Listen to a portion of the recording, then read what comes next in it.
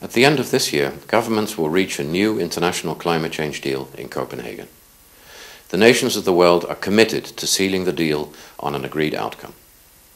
But it's essential that the deal they seal is ambitious, effective, and equitable. The scientific community has made it clear that the poorest and the most vulnerable will be hit hardest by climate change. The impacts of climate change threaten lives and livelihoods and would prevent huge numbers of people from ever climbing out of the poverty trap.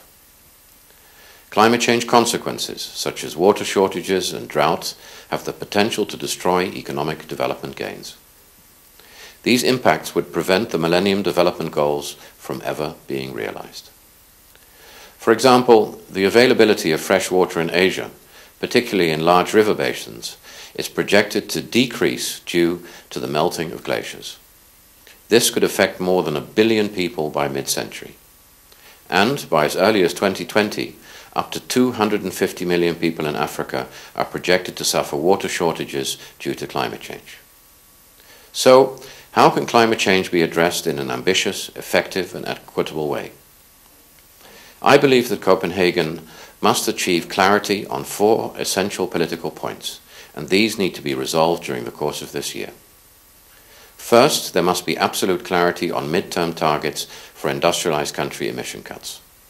The industrialized world is responsible for the lion's share of greenhouse gases currently in the atmosphere. It must take the lead. Second, to avoid the worst impacts of climate change, developing nations must spell out what they intend to do to limit their own emissions. The priority of developing countries is to alleviate poverty through economic growth. But these countries must also act on mitigation if the global average temperatures are to remain at an acceptable level.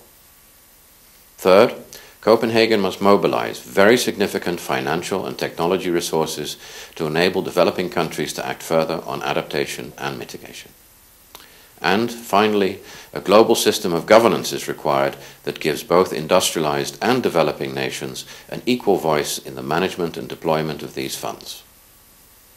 The greater the ambition shown by all countries at Copenhagen, the less humanity will ultimately suffer from the ravages of climate change. There is no time to lose. The clock is ticking down. Tick, tick, tick, tick.